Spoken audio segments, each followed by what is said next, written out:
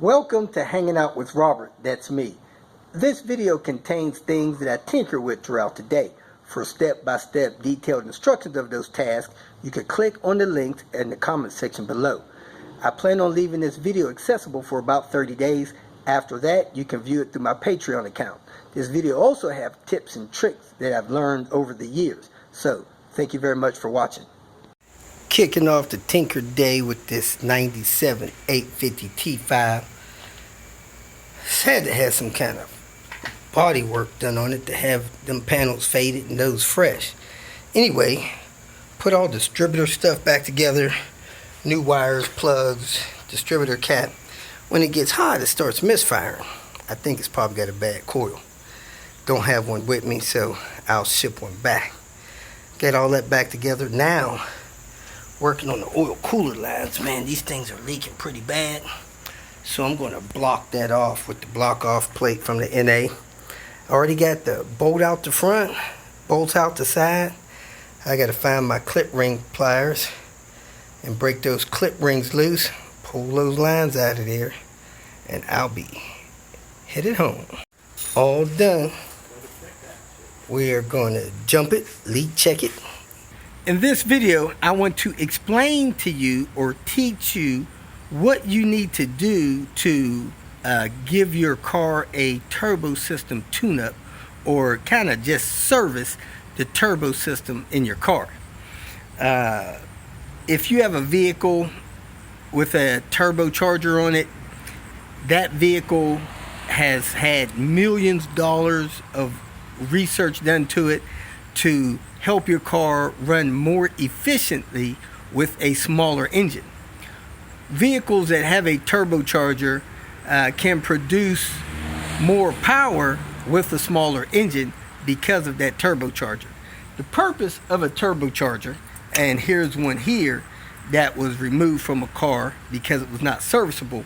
The purpose of it is to pressurize the air intake system. Push air into the intake manifold instead of letting air being sucked in there or pushed there through atmospheric pressure. That enables the engine to run more efficiently, produce more power, and, you know, in my opinion, perform in a much better way than a naturally aspired engine, one that does not have a turbocharger on it. Over time, as with anything man-made, things start wearing out, things start needing attention, parts start to degrade or disintegrate, and that stuff needs to be serviced, checked out, make sure it still works properly. And in this video, I want to show you what primary things you need to do to make sure that your turbocharged vehicle is running at peak performance with that turbo system. There are basically 5 systems that you want to check when making sure your turbo is able to function at peak performance. Number 1, your inlet system going into your turbo. Number 2, your vacuum and control solenoid that controls the pressure in and out of the turbo. Number 3, your turbocharge pipe system, the pressure tubes that come off of the turbo and run into the intake manifold. Number 4, the turbocharger itself. And number 5, the exhaust system. Because if your exhaust system is not functioning properly, it will affect the way your turbocharger functions. So let's get into all 5 of those systems to make sure you understand what needs to be checked and serviceable, and to verify that stuff is working properly so that you can make sure that your turbo system is running at peak performance. Number 1, the system that takes the air into the turbocharger. In my car, I have this air box. I have a mass airflow sensor there. I have a tube that flows from the air filter system down into the turbo inlet. Basically, my turbo, which is back there, sits in my car like this. This pipe here, turbo inlet, attaches to the inlet of the turbo there, where you see the compressor wheel. So I want to make sure that this tube is in good condition. This tube on my car has 3 or 4 vacuum lines attached to it. One of the vacuum lines goes to the turbo control valve. Another vacuum line goes over to the oil trap box, and there's another line that goes over to the intake manifold. I want to make sure that those vacuum lines that attach to this turbo inlet tube is in good condition, and the turbo inlet tube itself is in good condition. If this has a broken nipple on it, or it's cracked where it connects onto the turbo, the computer system for the turbocharger may not be able to read that vacuum that's on this tube, and it may not allow the turbocharger to be controlled properly. The next thing that needs to be checked out are the lines connecting to the turbo. The turbo has 3 lines connected to this turbo vacuum lines. It has a vacuum line that hooks up to the wastegate actuator. That line comes from the turbo control valve or the boost control valve. Under there's a port right there that goes over to that same turbo control valve or boost control solenoid. And then I have a bypass valve line here that runs over to the intake manifold. I want to make sure that those vacuum hoses are in excellent service condition. Number 3, you want to make sure that your turbo pressure tubing going from your turbocharger's output, this is the charge pipe connection that on my car, it runs off of here, it runs through this pipe here into what's called the turbocharger intercooler, goes down through the intercooler that cools that air coming off that turbo. Let's just say that air coming off the turbo is 150 degrees. By the time it hits here, it still may be 150 degrees, but when it goes through that intercooler will hopefully cool that air down, so when it comes into the throttle body here, instead of 150 degrees, maybe it's 110 degrees. So you want to make sure that this charge piping, the piece of hose that connects here, the tubing that comes off of that, go into your intercooler and the piping that goes all the way into your throttle body. You want to make sure that all that is serviceable and in good condition, because if it's not, you'll lose pressure that's being delivered from your turbo into your intake manifold, and that's called a boost leak. So the third thing is you don't want to be losing pressure from your charge pipe system. You don't want a boost leak. The next thing you want to check is the serviceability of the turbo. The easiest way to check that is to connect a turbo boost gauge. I have no idea why, but early on, the auto manufacturers removed the boost gauge system from the consumer, and they rarely know if their system is boosting properly unless it gets so far out of hand that it throws a warning through the check engine system. So the best thing for you to do as a consumer is to install a temporary gauge or a permanent gauge so you can monitor the health of your turbo system. That boost gauge is your number one indicator of if your boost system is working properly. So you want to make sure your turbocharger is producing the boost, that it's not leaking externally from the exhaust side or the compression side, and that the wear on it is not getting out of tolerance. And of course, you want to know that it's producing the turbo boost pressure that it's supposed to, and that is directly affected by the speed that this turbocharger is turning. So you want to check that The easiest way to check it is to hook up a boost gauge. Secondary way to check it is to check it for oil leaks. I'll cover some of that. And a third way to check it is to remove that intake pipe from it, which is probably something you should do anyway. Stick your finger down there, check for shaft play, and check for shaft play up and down, in and out. I'll link a video in the comment section that kind of explains that more in detail. And you also want to check and remove this bypass and make sure that that bypass diaphragm in there is also in good condition. So that's the fourth thing you want to check. Make sure that your turbocharger itself is in good order and it's not worn out. Last but not least, you want to check and make sure that the exhaust is in good condition. An example of a bad exhaust is, one, if somebody has removed your muffler system. Your muffler system controls the back pressure on the engine and turbo. You want to make sure that that's in place. It helps you get peak performance out of your engine when you have the proper back pressure.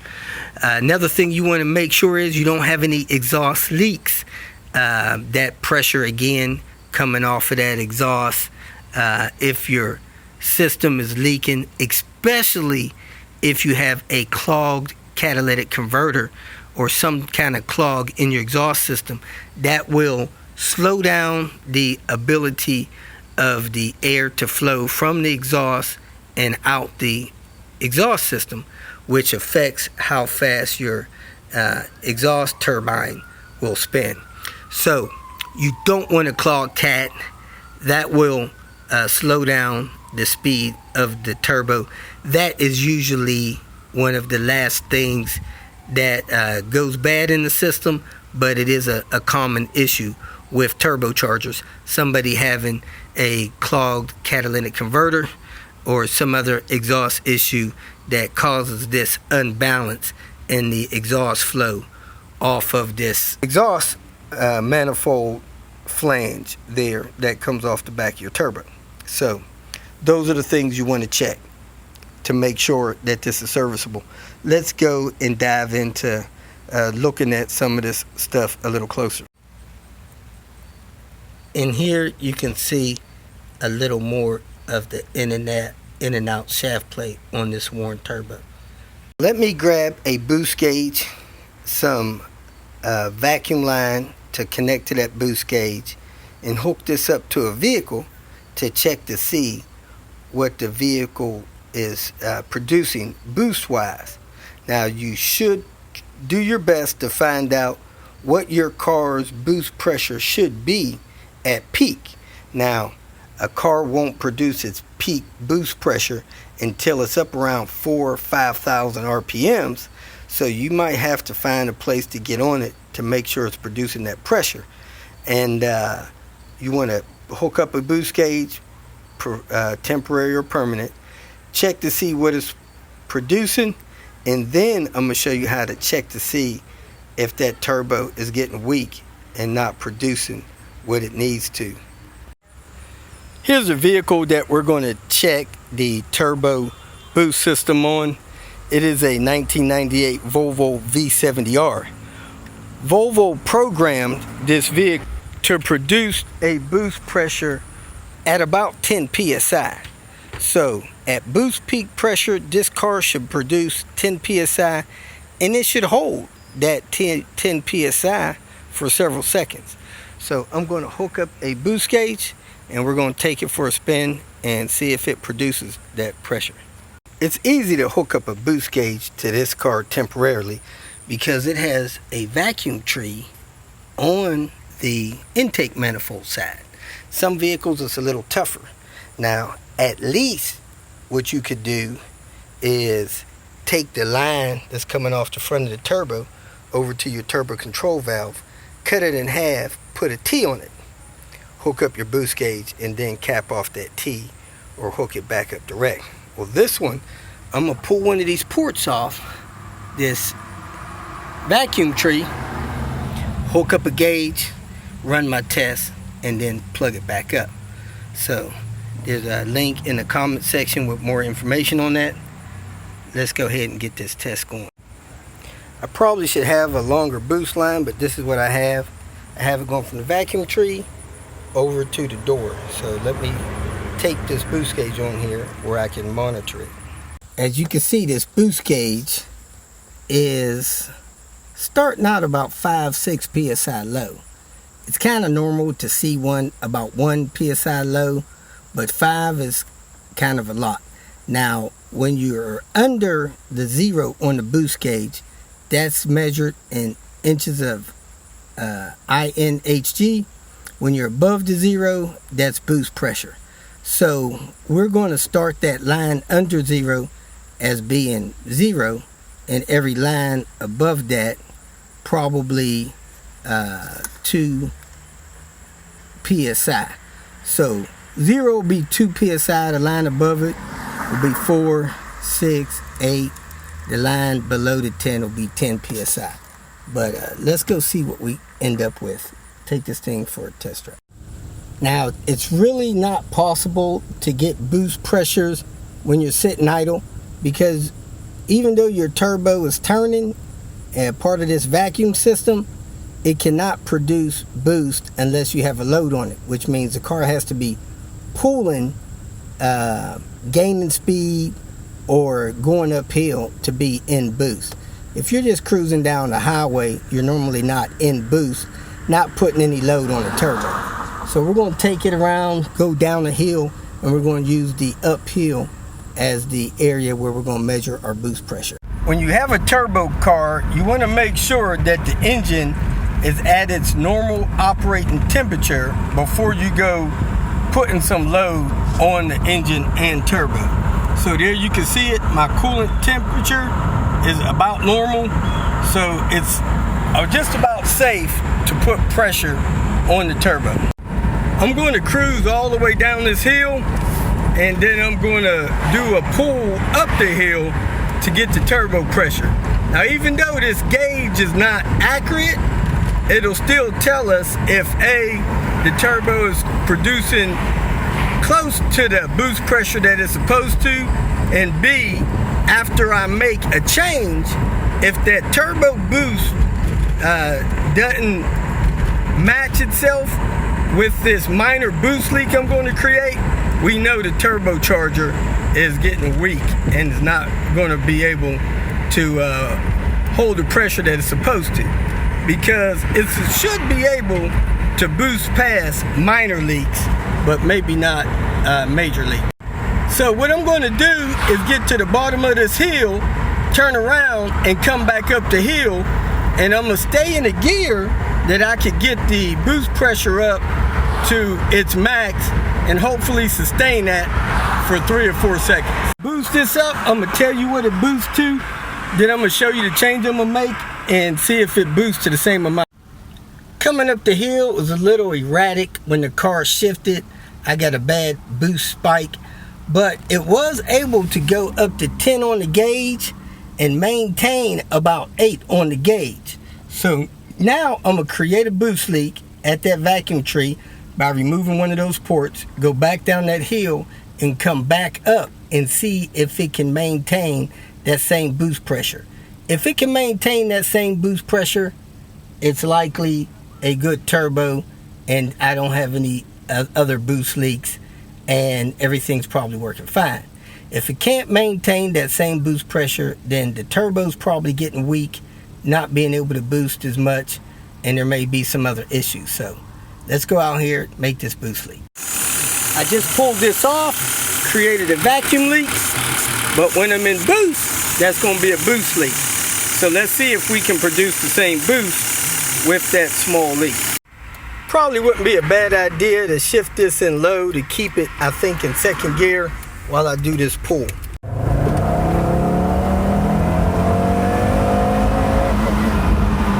According to this gauge, the vehicle is producing the boost that it should, and it's able to replicate that even with that small boost leak. So likely this turbo is good. However, right now I should be around 20 inches of mercury vacuum, not 34. So I'm going to see if I got another boost gauge around that I can run this test with real quick. Alright, I got another one of those cheap boost gauge. This one's harder to read, but it may be more accurate. So let's see what it says are. Man, it's still pulling down too far on the inches of mercury. So let's see if that balances out at all. That should be around 20. I can't imagine this car pulling more vacuum than it's supposed to, so I think it's probably a problem with the boost gauge. Let's go see what kind of boost this one pulls.